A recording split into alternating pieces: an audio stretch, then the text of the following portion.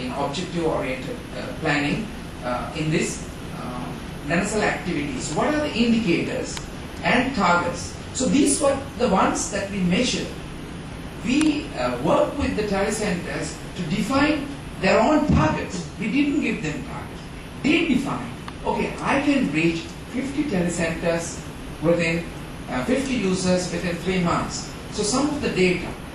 When we went there in June 2008, 48.3 had internet capacity, which we considered very low. We need 100% internet access to be a telecenter. Without communication, there is no network participation. So then density increased within February 2009, 67%. It was not a resource issue, it was actually a coverage issue. The operators, telecom operators, has not reached these areas. So Shilpa Sayura e-learning and community content and Tamil content, this was introduced during this period.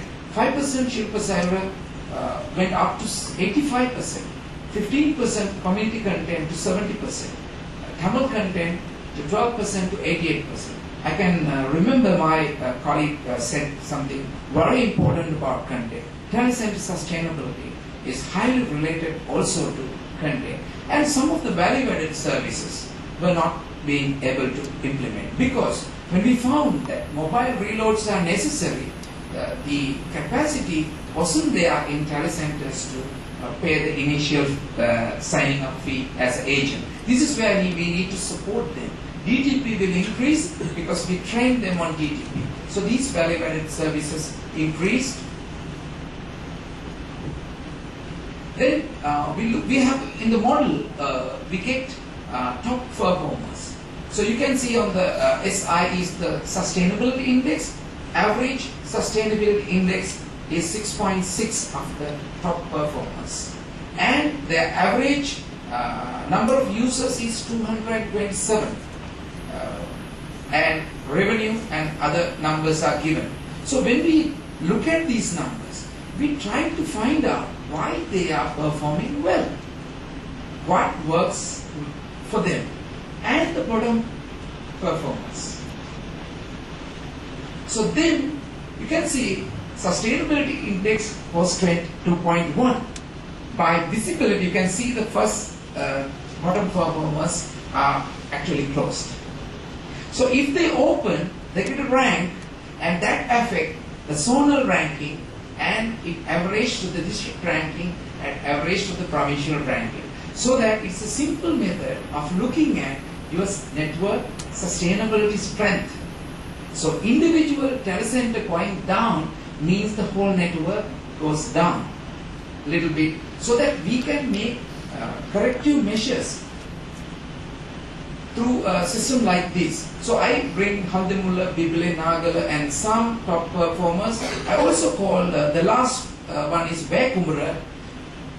One girl called Nisansala. She has all the problems in the world. She doesn't have EVS, she doesn't have internet, she has all the problems in the community. She's alone, but she has guts. She has so much of need to make her telecenter sustainable, and she runs telecenter without a salary. That is an indicator of sustainability. People committed to keep it going. That is sustainability. And she serves about 20-30 children. So that is, she serves the telecenter purpose for the sustainability. And on the other side, there are some people who doesn't participate, and we are also evaluating them to understand from the information the learning process and get a feedback, and what we learn is applied back to them to improve and to create new content, services, advocacy, and bring reports to ICTA in making policy and program changes.